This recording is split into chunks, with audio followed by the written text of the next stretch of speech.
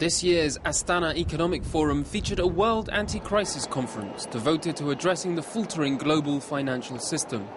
Banking disasters, soaring youth unemployment and the prevailing sense of economic uncertainty all meant Europe was a central focus. Crisis has been the buzzword for the past 5 years, but how did we get there? And what are the solutions to get the global economy back on track? For former Italian Prime Minister Romano Prodi, there has not been enough common policy in Europe. In Europe now, because of this losing mentality, there is the idea that all the world is in crisis. The world never went so well.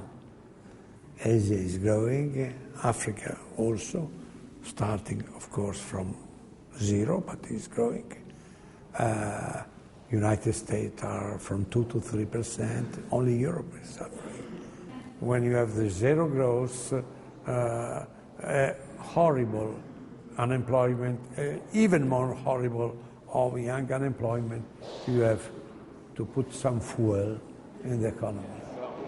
For the Nobel Prize-winning professor Christopher Pizarridis, the mistake was rushing into a single currency before creating the necessary institutional mechanisms that would ensure its success.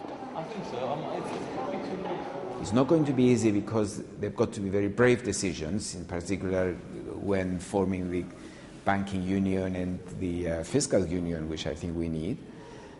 But they need to be done, because if they are not done, then the single currency will be holding back growth rather than helping it, which was the original idea.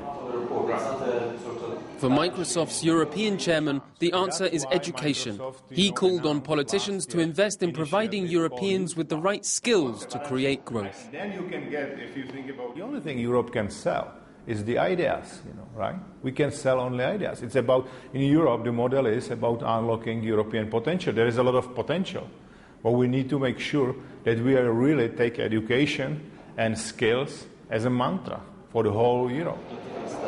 For Lady Barbara Judge, chairwoman of the UK Atomic Energy Authority, national self-interest was the problem and partnership the prescription.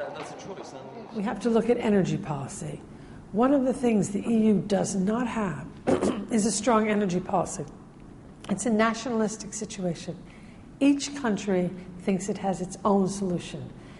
In fact, energy is something that we could look at together.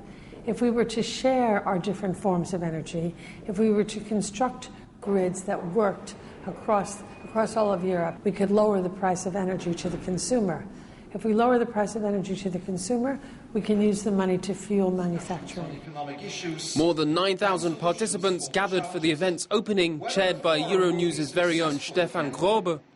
Almost goading its European participants, the forum took place in the capital of Kazakhstan, a country currently experiencing massive growth thanks to its vast hydrocarbon reserves. Floating on an exhalation of petrodollars, Kazakhstan has been identified as one of only a few nations which might actually benefit from our rapidly changing global economy.